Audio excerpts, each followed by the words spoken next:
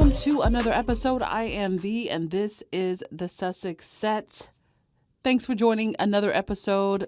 We do have an update on the security situation between the last episode and this episode, but let's start this episode with some nice news, some good news. Specifically, a Harry update. Now, we know how important the WellChild charity is to Prince Harry and Meghan. But if you've been following the Sussexes for the last 3 or 4 years, especially as they started with patronages and going on engagements, you know that WellChild, which Harry has been involved with for quite a while, like well before he even knew Meghan. But you know that WellChild is one of the charities that Harry and Meghan's fans have come to really grow an affection for. Just because we see how important it is to Harry, but then also how supportive through all of the things that Harry and Meghan have gone through in the last couple of years. That charity and organization has actually been to Harry as well. Probably the most notable thing that I think non-Sussex fans or, just your average person who just know who Harry and Meghan are, but don't really follow as closely as we do, would know about WellChild Awards as far as Harry's concerned is in the midst of everything that they were going through, Harry was giving a speech and he got emotional. That actually made world news tonight and all of our evening news over here. And they were still in England at that time. So that was at the WellChild Awards, pre-pandemic. Post-pandemic, we first saw Harry linking with the WellChild Awards when he came back for the Diana statue unveiling. And that was just in July of 2021. That was the one that was held outside. And the first WellChild Awards that I remember seeing was when Meghan was actually pregnant with Archie, but it hadn't been announced yet. And she wore that black, blazer with the wide leg trousers, an original Duchess to wear wide leg trousers because that's one of her, key styles, if you will. And that was at the WellChild Awards there. So that was Meghan's first WellChild Awards. So the WellChild organization is really and truly that girl. You feel me? And if you also recall, remember when the Queen dropped Harry and Meghan from the patronages that they had? And, made that big announcement saying they're removing Harry's military honors and titles and things like that. And all of the charities that remained, they came out and said, well, we sure are happy that Harry and Meghan are going to continue to work with us because, and really made a point to support them loudly, publicly. Invictus Games was one of those. Mayhew was one of those. And so, honey, we love WellChild. You feel me? So just last week, the Duke of Sussex, Prince Harry, has called for people to now nominate folks for the upcoming WellChild Awards. And not just people, but incredibly brave superstars who are also seriously ill children. And in the WellChild Awards, they are recognized and celebrated for the challenges that they face in everyday life. Among those eligible to win prizes at the WellChild Awards are children living with long-term health conditions and young people who care for friends or siblings with serious illnesses, as well as doctors, nurses, and other professionals. The Duke released a statement saying, like so many, my spirit is consistently renewed by the strength and fortitude of the WellChild community. These children and their parents never cease to amaze and inspire me, and I cherish every opportunity I have to connect with them. He continued, the last 2 years have been hard on everyone, but for these families, far harder than most. Spread the word that nominations are now open or nominate someone you know today.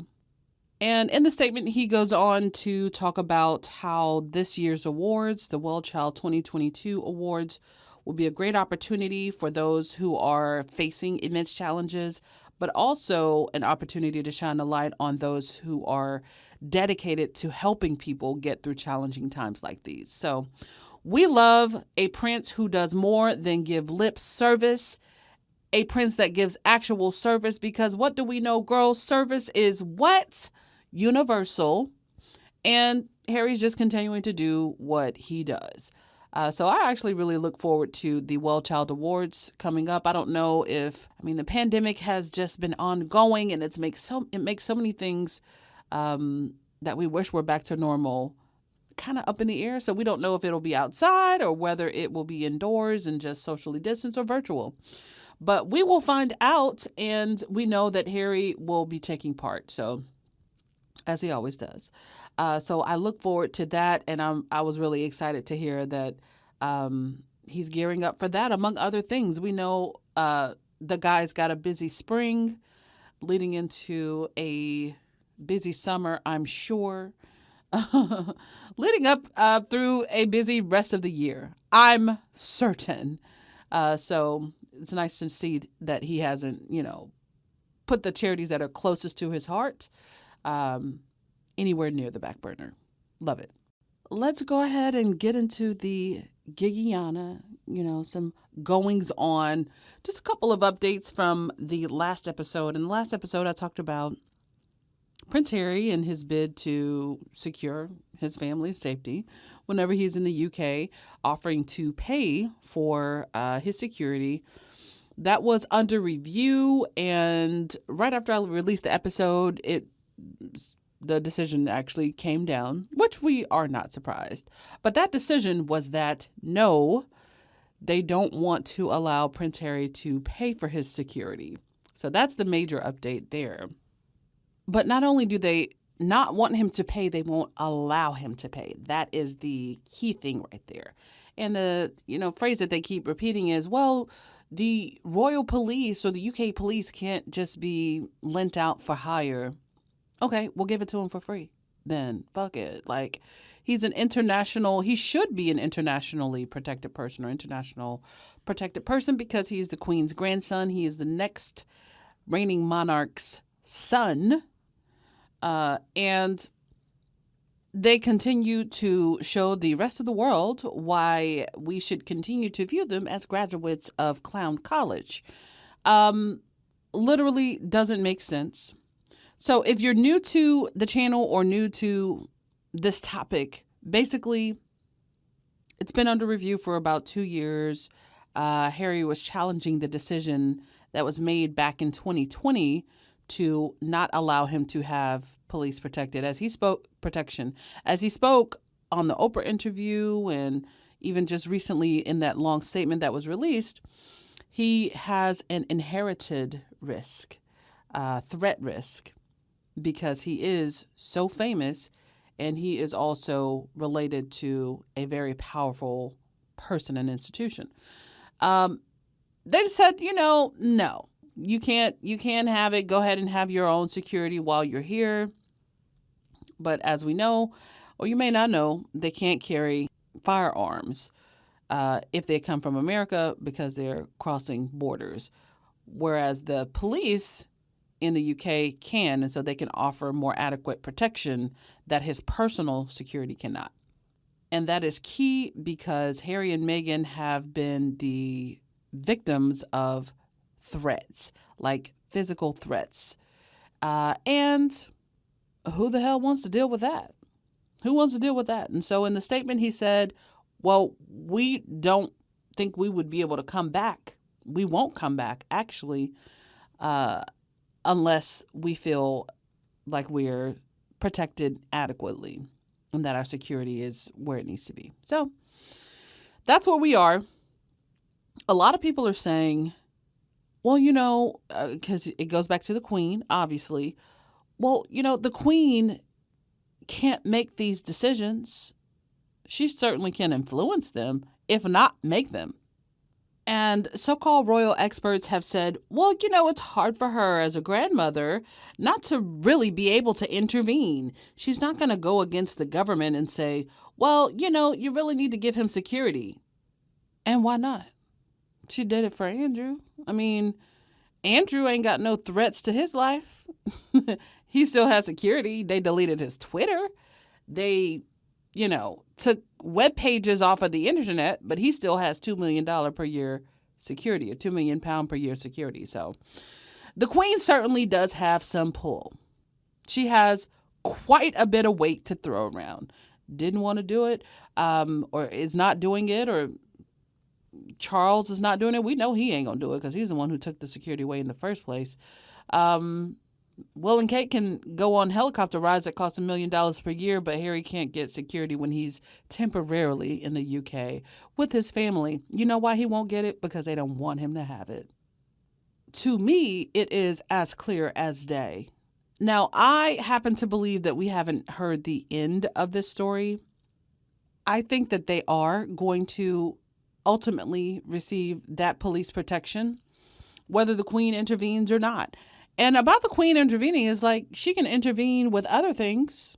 Have y'all ever heard of Queen's consent? I think The Guardian did a whole entire write-up on it.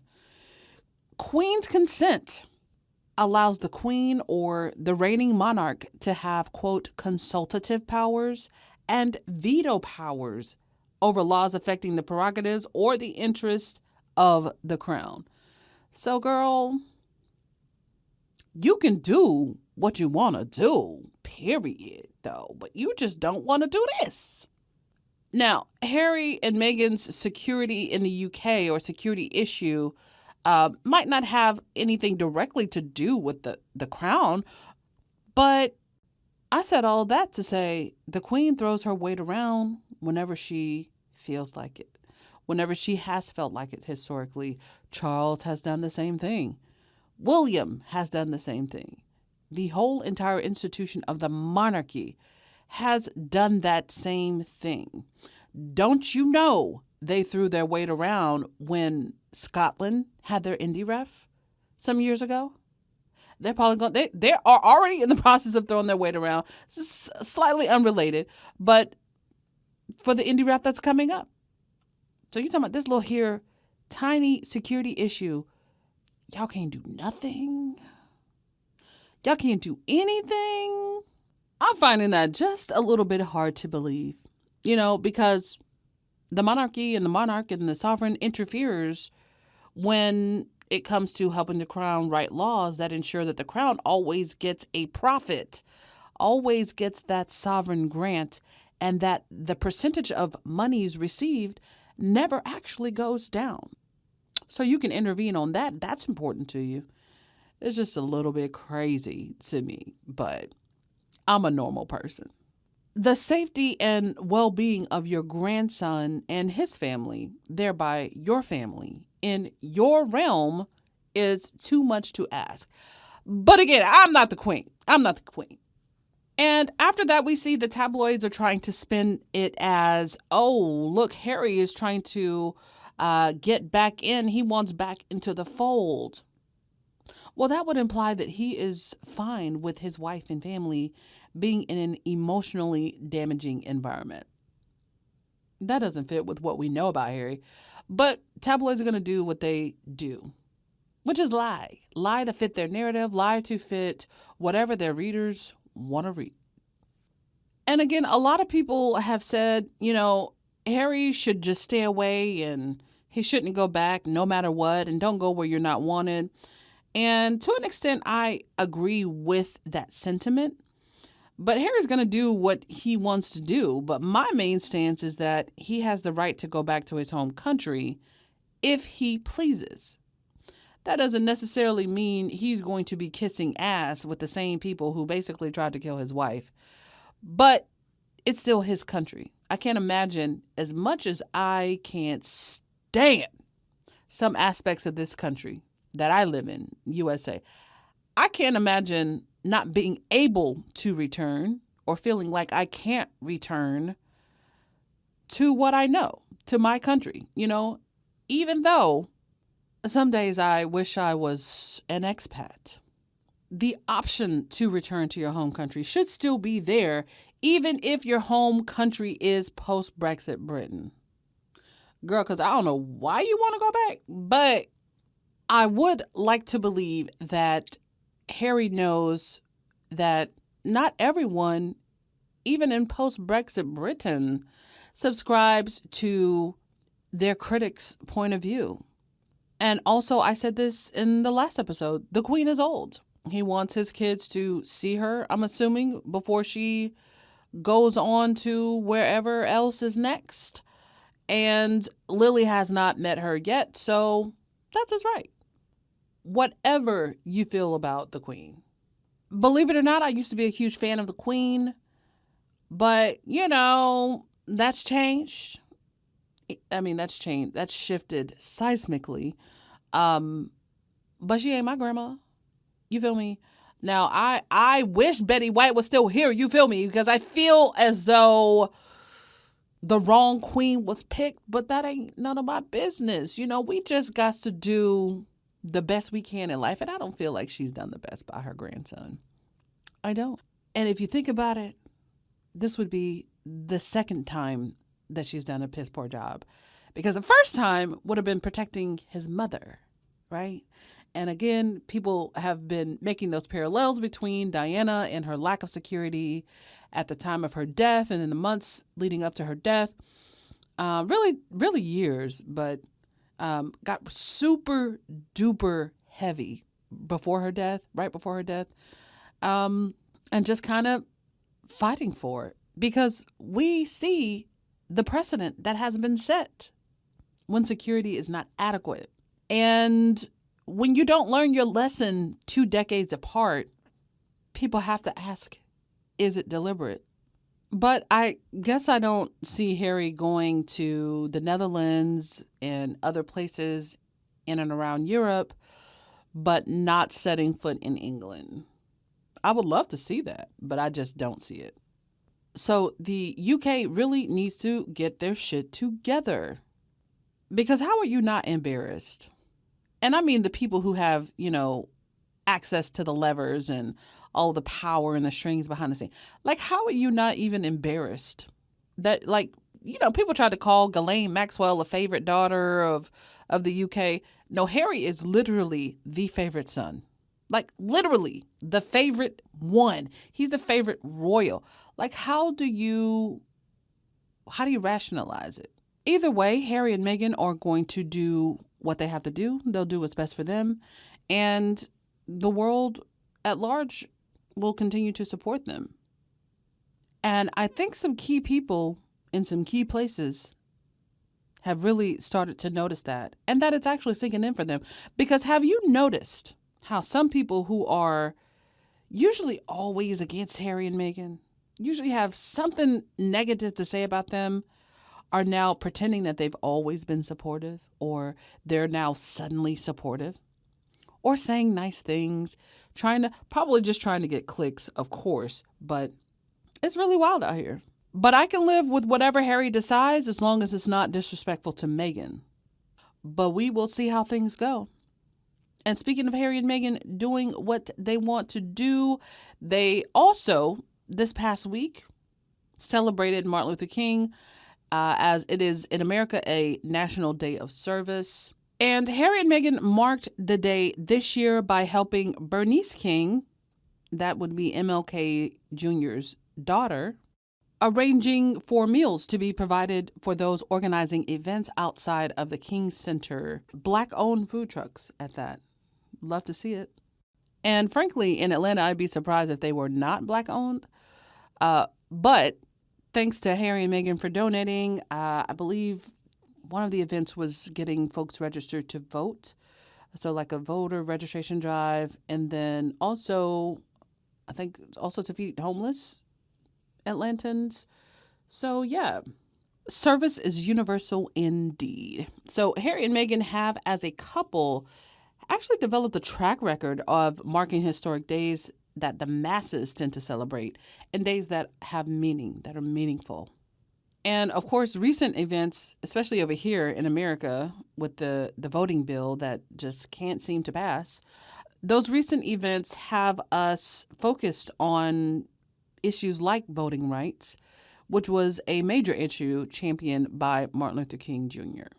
The official Twitter for the Martin Luther King Jr. Center tweeted, Thank you, Prince Harry and Meghan, the Duke and Duchess of Sussex, for providing local Black-owned food trucks for our hashtag MLK Day Service Project volunteers. Your care matters so much to those who are here to register and educate voters and collect items for our homeless neighbors. Bernice King also tweeted thanking the Duke and Duchess for providing the food trucks, but she also added, quote, "I am so grateful for your graciousness in honoring my father," end quote. Hear, hear. And as I was thinking about Harry and Meghan's service, not just on MLK Day, but just in general, it got me to thinking. Harry and Meghan really have America to themselves. And we know that without really thinking about it. But really, if you think about it, that is a major flex. And I think it gives the royal family major anxiety as time marches on. That's why we have people trying to bring their shitty little initiatives over here as if we give a fuck. Listen, Harry and Meghan got Atlanta. They got Montecito, they got LA, they got New York, they got Miami if they want it. They said it, service is universal. And so, things happen all the time, from hurricanes to snowstorms to, girl, they got St. Louis. They got whatever they want. Not to say that that's, transactional, but floods and tsunamis, girl. Harry and Meghan can make themselves known just by acts of service all around this country. And that simply is something, and I'm talking about true service. True service. Even if it's a donation, if it's a well-timed donation that means something, like donating to replace the roof on a women's shelter, then that's what you do. That's what you do. That's meaningful and impactful. And it is felt right away. It's not cutting ribbons and pulling back tiny curtains for plaques so that you can shore up some tax dollars for your welfare lifestyle. You feel me? So, I don't know why I say that all the time, but I do in my daily life, for real.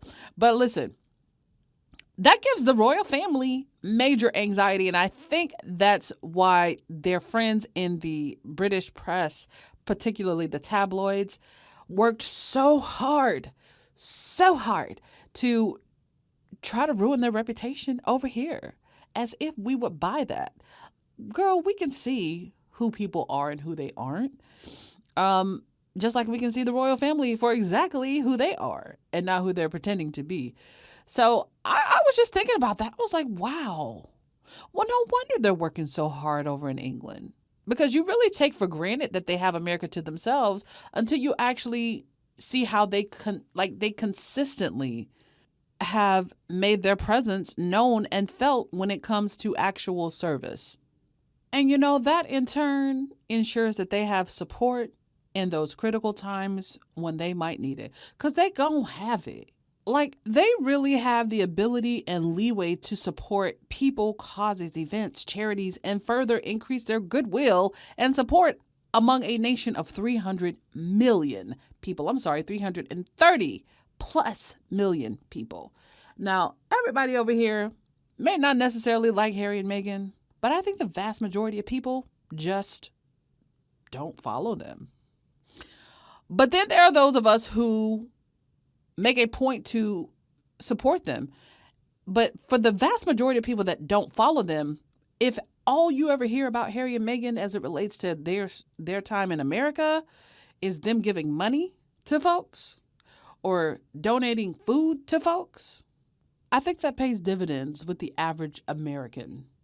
And having those pockets of support in basically every major American city virtually makes Harry and Meghan untouchable PR-wise, especially seeing what they went through.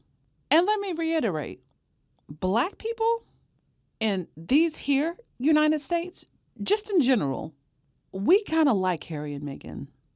And America is going to do what Black people tell it to do, because who are we kidding? Child, because this country wouldn't be here now if it wasn't for Black people. But I digress.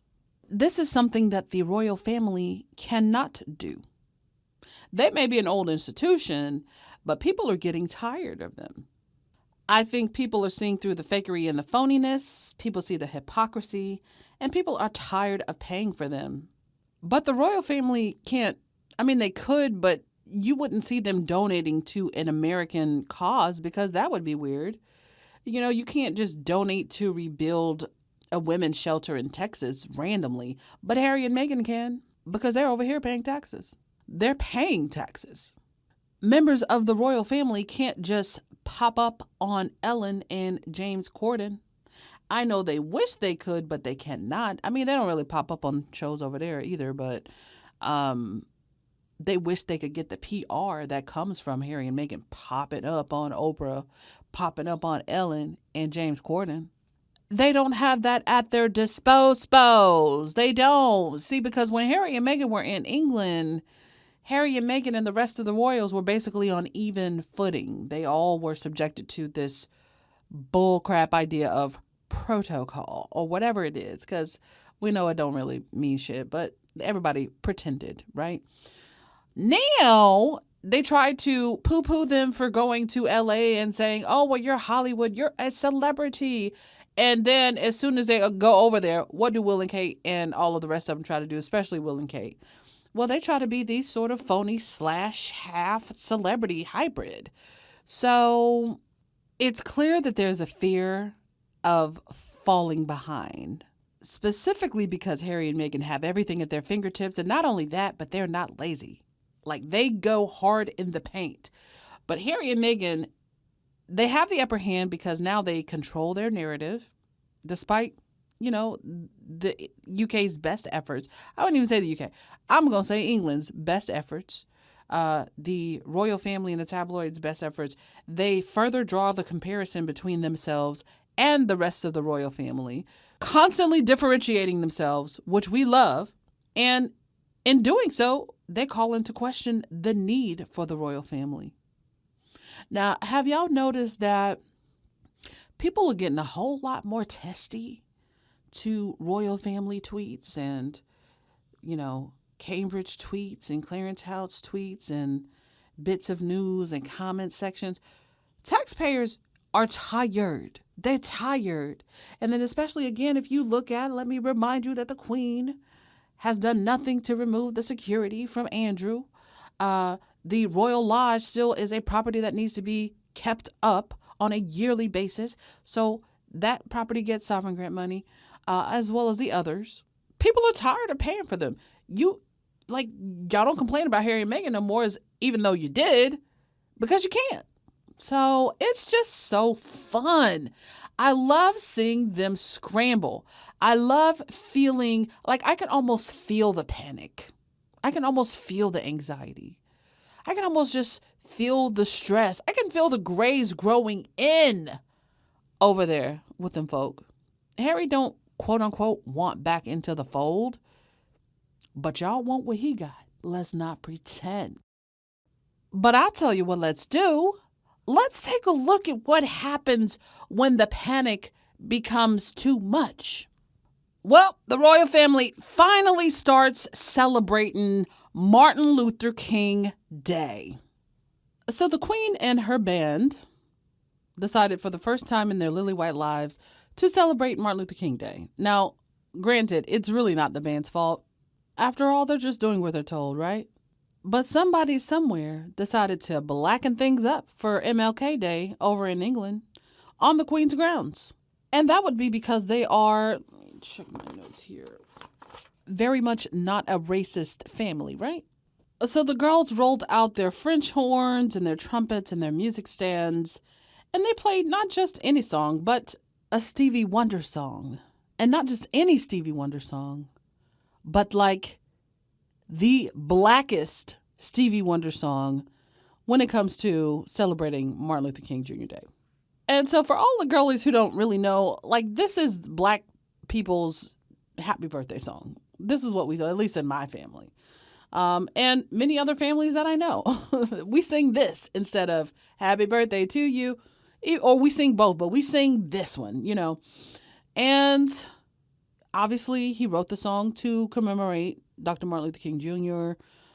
So we just adopted it as our own. It's our culture. Stevie Wonder is like the legend, right? So that aside, I'm not saying that they knew about that aspect of the song and that's why they played it, but that's just for context. Now, I'm not saying that they didn't, because a little birdie might have told them, hey, Black Americans like this song. I don't know. But one thing I do know is that the royal family, the queen, her band, and whoever else has never celebrated Martin Luther King Jr. Day or any other American holiday that's unique to America. For what reason? Why would they?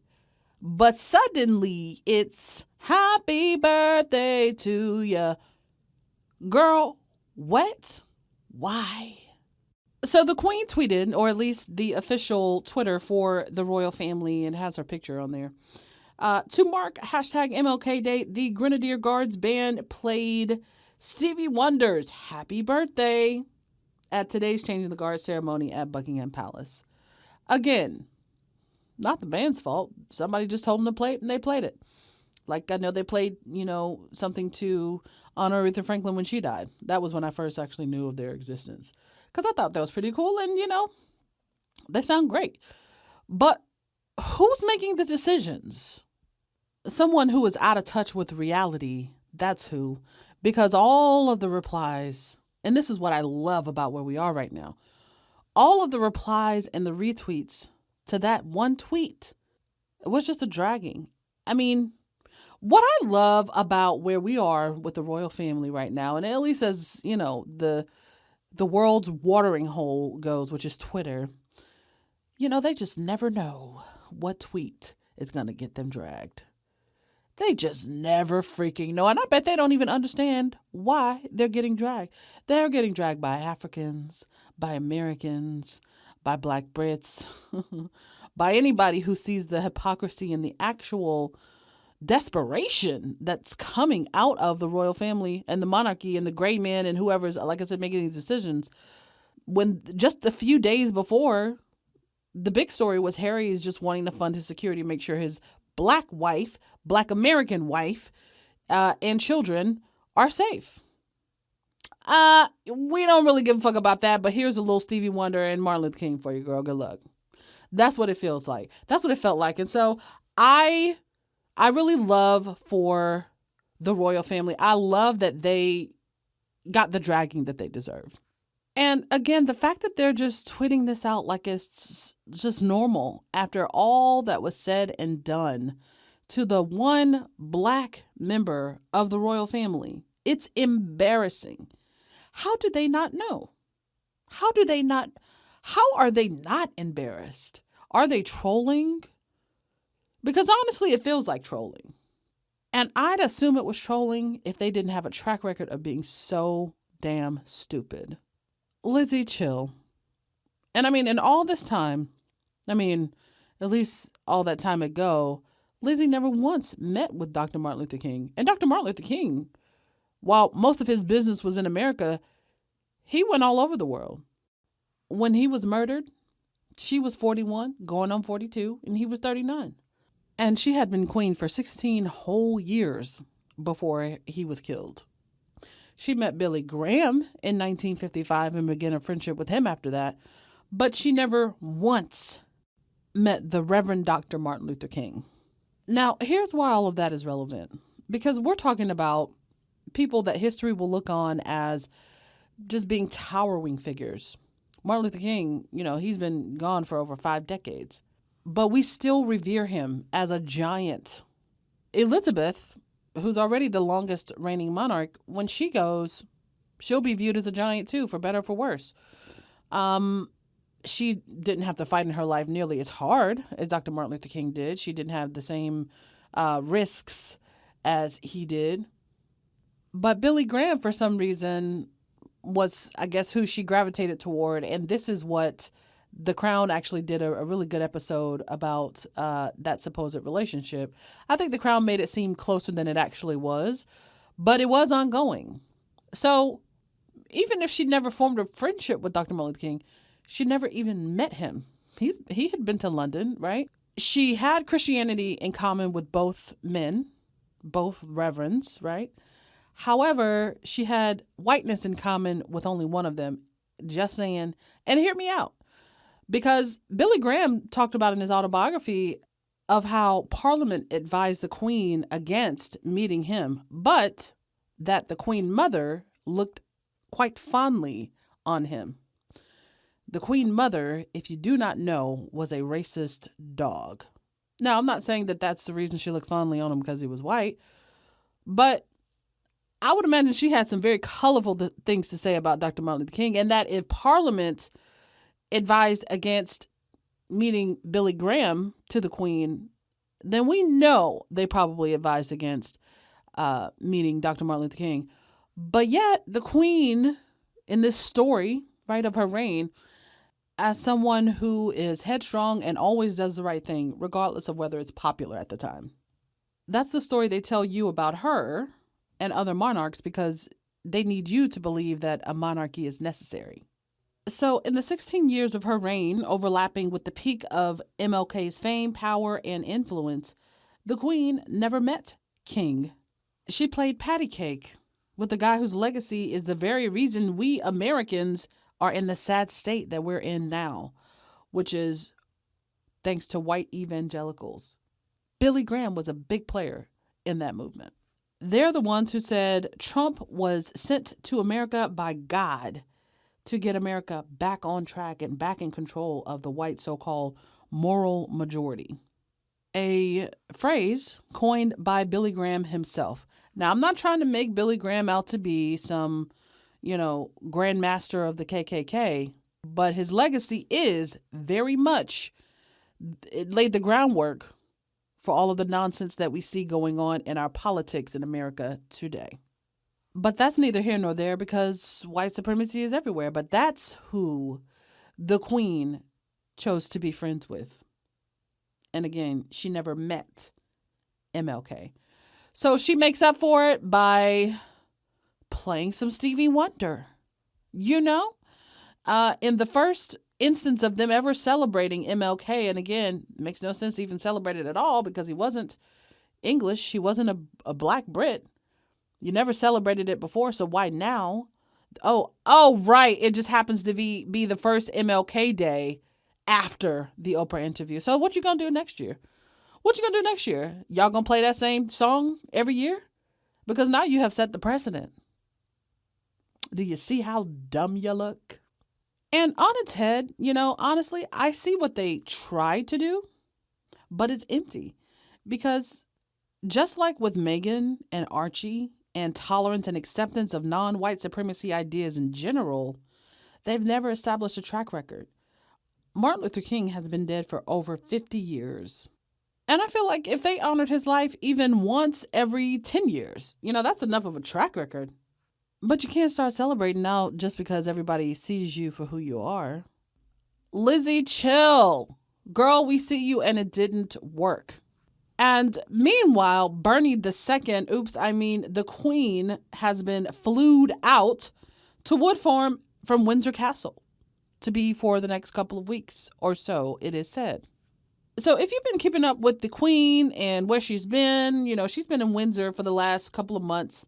And really since Christmas or really before, she had a short hospital stay and she hasn't really been out and about so much. And quite a few people don't believe that she is of this realm, of this world, of this time, no longer among us.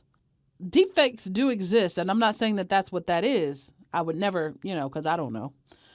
To be quite, I don't care. I just think it's funny whenever she releases a video or does anything, frankly. People are like, nope, that's not her. Nope. They're propping her up somewhere. And let's be honest. If anybody can take advantage of a deep fake, it's a powerful institution like this or, like the United States government or any government, any powerful body could do that. So listen, we live in a world where deep fakes are really like a dime a dozen, thanks to technology. And you just never know. You never know. However, Do I believe that she's in the next realm? I don't know. I don't know. I don't, not really, you know, because I think that would just be too big of a secret to keep hidden. But, girl, it ain't for me to say. But is it getting weird? Yeah, yeah, yeah, yeah. Yep, it's getting strange. It's getting a little spooky out here in these streets. But a lot remains to be seen. And let me just say this. While it is very solidly none of my business, I'm not going to talk about the Jubilee as if it's a foregone conclusion. Let me just put it to you like that. And like the Twitter streets say, maybe she's going out to be comfortable and lay her burdens down before she meets the other king, King Jesus. Child, but let me not say nothing because I ain't nobody be counting nobody days. You feel me?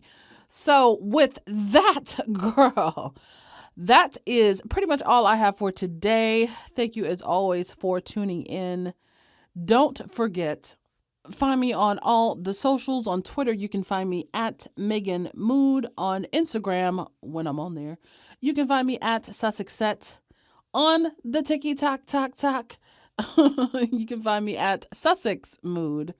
And of course, you can find me on YouTube as well as Spotify, iTunes, girl, wherever you get your podcast. Don't forget to subscribe, so that you never miss an episode. And of course, be safe as always.